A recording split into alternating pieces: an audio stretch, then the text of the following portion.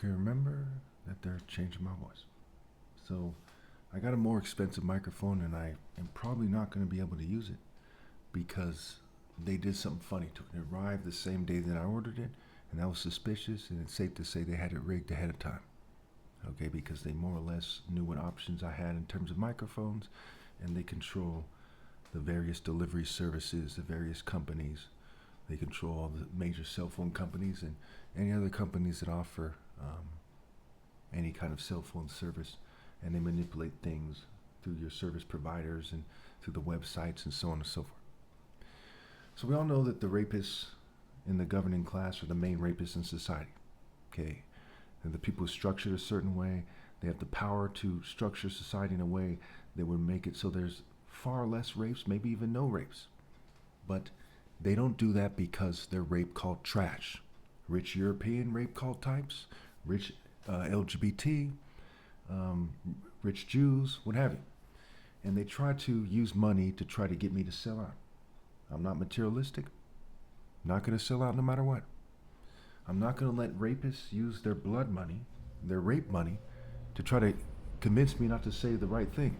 So central to the problem is the fact that Jews argue that they're chosen. When the Bible, it says the kingdom of heaven is taken away from them. Galatians 3:28 says they're not chosen. If they're equal to the Gentile, you're judged by the content of your character. It goes without saying. So every time anyone says that the Jews are chosen, the Bible is saying that the Jews become more cursed, right? Read Jeremiah, read Isaiah. As they do things like that idolatry, they get cursed more. It says, stop mocking or your chains will become heavier. A form of mocking is saying that you're chosen while you're misbehaving, while you're not chosen, while the kingdom of heaven has been taken away. And a lot of idiots would say things like, what's going to ruin Christianity? Okay, Christianity is not centered around the Jews historically. In my lifetime, in the last 44 years or so, we see movies where Jews are not emphasized. Okay, the Catholic saints, for example, even though Catholicism is not a valid Christian grouping, neither are Protestants or Orthodox or anyone else, it's just me. But you see, Catholic saints aren't said to be Jews for the most part. I can't tell you a single Catholic saint. As someone who grew up with my father being Catholic, okay, I can't tell you a single Catholic saint who is of Jewish descent. Okay, there's some white guy, some black guy. Okay, they're never said to be Jews because it's not a significant part of the story. We have a Martin Luther King Day, not some kind of Jewish person day, because they really don't do anything impressive, and you all know that beyond a reasonable doubt. I'm going to point to Adam Sandler, Harry Potter. Okay, what we know, some rabbi. You know why there's no rabbi that really sticks out? Because with all due respect, if any is due, we'll say, to be diplomatic, none of them have ever done anything impressive. There's not a single known rabbi in the last 500 years that has done anything impressive. Zip, zilch, none. And in the Bible it says those who believe in God are going to do greater things than what Christ did. That is a central argument that's made. So if the miracles are magically not figurative, then where are these impressive miracles? They're not happening, right? Where are they? Why don't you do it on TV for everyone to see? Something that's not done with government technology, something that's not a trick, because the miracles are figurative. And so therefore, why are they figurative? Because it's a martial arts story. Are Jews great martial artists? No. There hasn't been a single great martial artist of Jewish descent ever in human history as far as anyone knows. So I can then turn around and say that the divine order is, it's stupid. It's not Jewish. So I'm going to go ahead and put the next clip, and it's about how Generation Z, well, I left off after talking about how Generation Z has a Generation Z stare, how the governing class uses rape by deception, coercion, misdirection, psychology, enticement, bribery, blackmail, threats, intimidation, etc. And I was talking about those things, and when I reviewed my video, sometimes I review it a little bit because I can't review it a lot because of my condition. I heard a lot of background noise. Okay.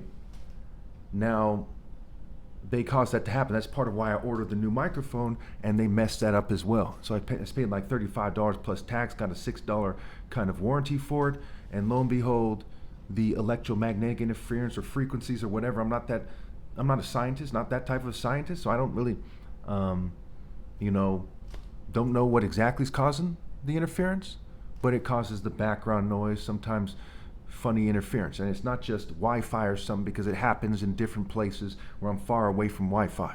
And it happened in my old house, my parents' old house back in California, what have you. So I'm just gonna go ahead and play that second clip, make sure that gets out there. And, you know, that's gonna be after this right now. We see that the Generation Z is said to have the Generation Z stare. Why? Because so many people who think the same way are the people who are foolish enough to have children. I know a lot of people don't want to hear a lot of the things I have to say here, but this is why this is happening.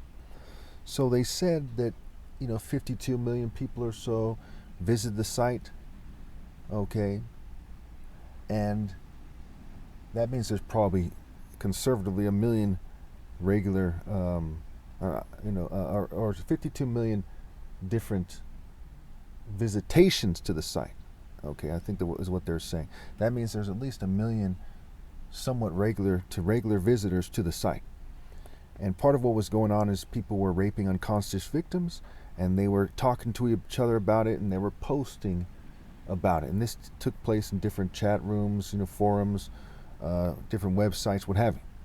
And so they're talking to each other about it, and they're giving each other advice, and they're getting some kind of sick kick out of it. This is very key here, because when people are talking about gang stalking, they said that there are people in groups who are, working with the police and the military and these different groups in society, and they were doing things that the police and the military are very notorious for doing, right? Whether it's here or in Israel, we see that they rape people, they coerce people. Look up military rapes if you don't believe me. Look up police officers who have been arrested for rape, and ask yourself how many of them haven't been arrested for rape. So these are groups of people that have established themselves as having a code of silence and not being very strict on rape.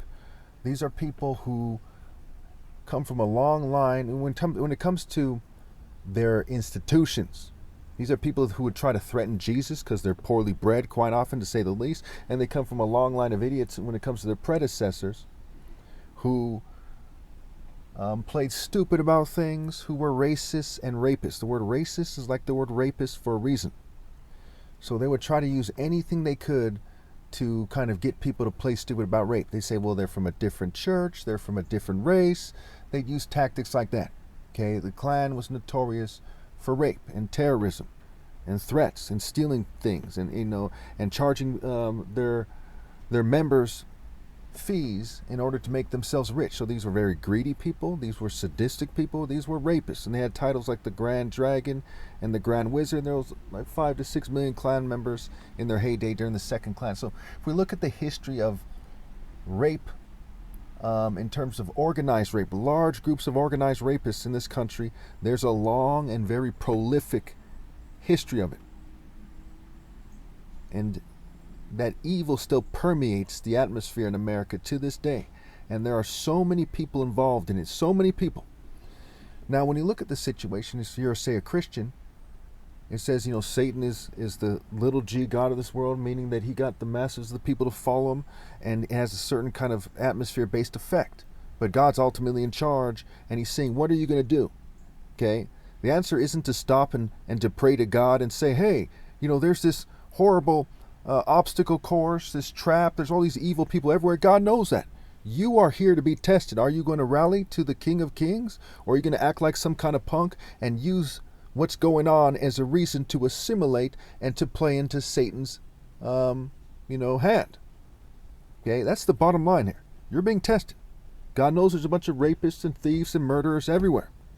It's right there in Revelation. Outside the gates are those people. There's tons of those people. Broad path to destruction, dumb, foolish people. What are you as an individual going to do? Outside the gates are the cowardly. Are you going to let them intimidate you and keep you from rallying to me? We see Proverbs 18:9 says, one who slackens his work is brother to one who destroys. Whoever does not gather with me scatters. When you do not rally to me as uncontrolled opposition, you are part of the problem, clearly, wittingly or otherwise. And from there, it's what's the next best thing? Okay, you're still going to go to hell. It's just how much you're going to cook if you do not obey God through me. It's very straightforward.